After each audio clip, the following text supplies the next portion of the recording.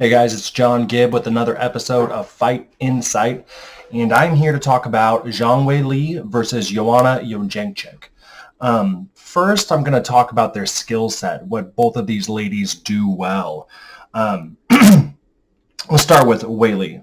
So Weili, both of them are really good strikers. Both are really well-rounded, but Weili is probably a little less than Joanna in the striking department and a little more in the grappling department, and vice versa. Joanna's a little bit better of a striker and not quite the grappler that Weili is.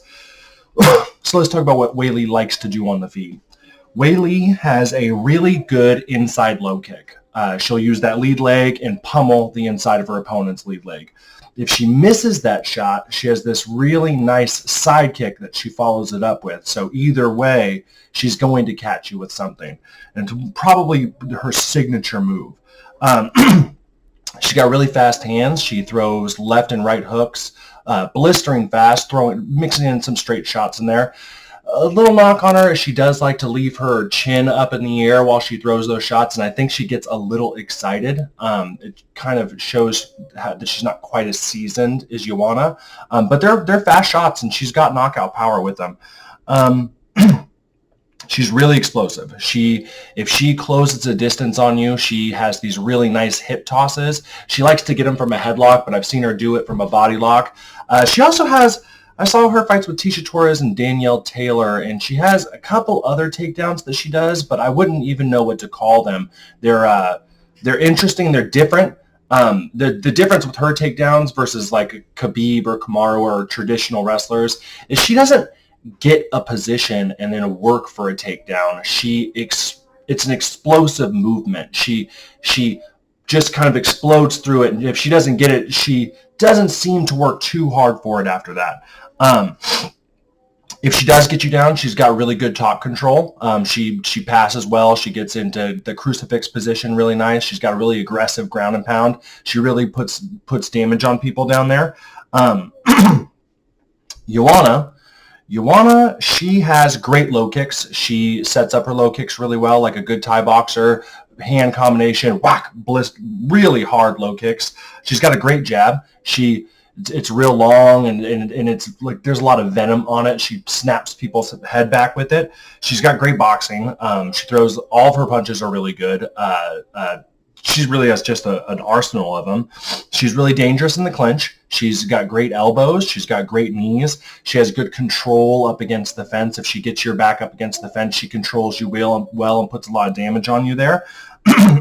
Excuse me. She has great takedown defense. If she hits a sprawl and you try to take her down, she's really good at making you pay for that in that position. We've seen her bust a lot of people up with elbows in that sprawl position. So she really makes you pay for trying to take her down and not landing it. That being said, the path to victories for both these ladies is for Weili. I think that she has no choice but to strike with Joanna. She's going to have to strike with her, but she needs to close the distance. She's going to have to switch it up. She's going to have to use her other skills. She's going to have to try to get a takedown and beat her up from on top and just mix up her game, because she does do that very well.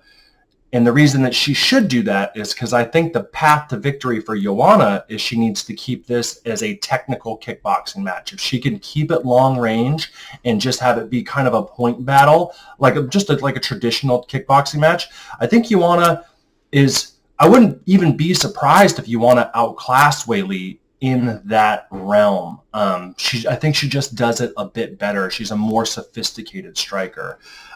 So those are their paths to victories. There's three intangibles I want to talk about.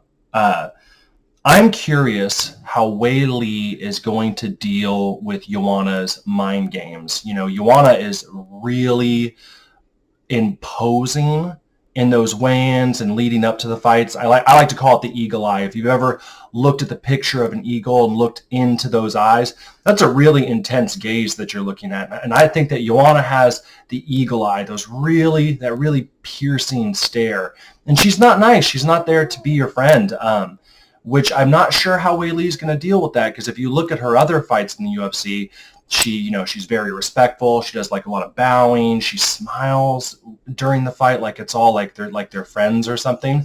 So it's going to be interesting to see how she deals with somebody who is not there to be your friend. I almost think it was good for Weili that Joanna made that joke about the coronavirus leading up to this fight. So that way Weili comes into this fight not wanting to be friends, and she's not surprised when Joanna doesn't want to be friendly at the media events. Second intangible, momentum.